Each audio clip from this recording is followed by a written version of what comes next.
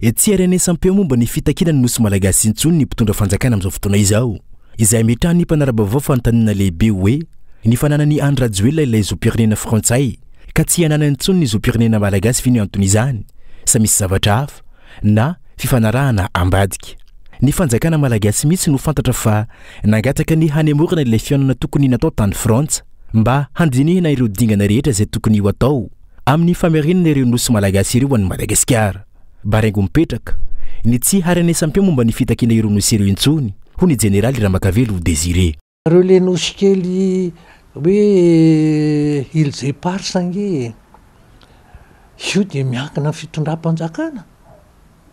Inona moa ny azon'ny vahoaka atao zay fifanekenao sy fifanarahanao amin'ny firenena frantsay fa any amin'ny firenena mikambana nge fa manaiky fa atsika Malagasy io ny any amin'ny firenena mikambana efa firy-taona ny lazainy tany amin'ny firenena mikambana anareo Malagasy io fa zareo frantsay tonga dia miseho be sandro fotsiny dia milaza hoe eto ohatrany any Frantsa ozo ny filohan-dry zareo fa nisy nitenenena an'izay.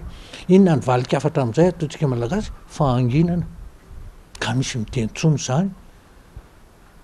Inona ary ny azonao atao amin'izany? Fitondram-panjakana ny mety ka koa ny vahoaka indray moa no aninona. Fitondram-panjakana ny keny manam-pahefana fa tsika vahoaka. Eto izao mifanalavitra amin'ny Paul Kagame ny filoha repoblika andra JUIN. Ny filoha Rwandais mantsy dia sahana makabatsila ny politika ambadika ireo firenena mpanjara-tany tany aloha sy mbola mihevitra noho izany amin'ny endriny vaovao.